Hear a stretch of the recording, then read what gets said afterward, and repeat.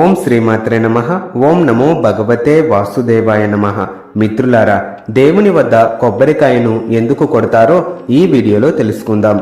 సర్వదేవతలను పూజించే సమయాల్లోనూ, యజ్ఞ హోమాదుల్లోనూ, కొన్ని శుభకార్యాల్లోనూ కొబ్బరికాయను కొట్టడం తప్పనిసరి. కొబ్బరికాయపైనున్న పెంకు మన అహంకారానికి ప్రతీక.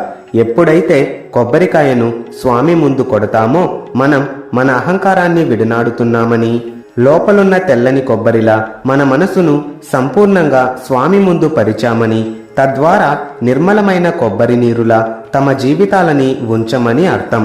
సృష్టి మొత్తంలో నీరున్న కాయ కొబ్బరికాయే. కొబ్బరికాయ అంటే మానవ శరీరం.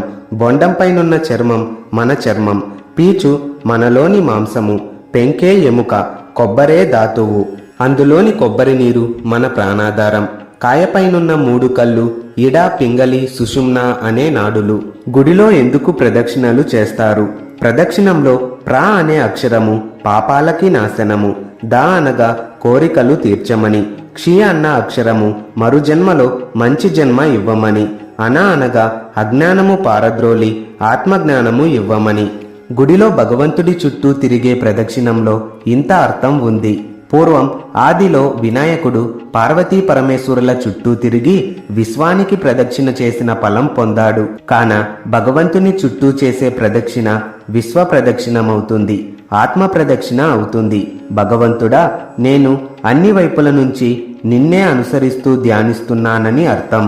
ధన్యవాదాలు. వీడియో నచ్చితే ఒక లైక్ కొట్టి అందరికీ షేర్ చేయండి.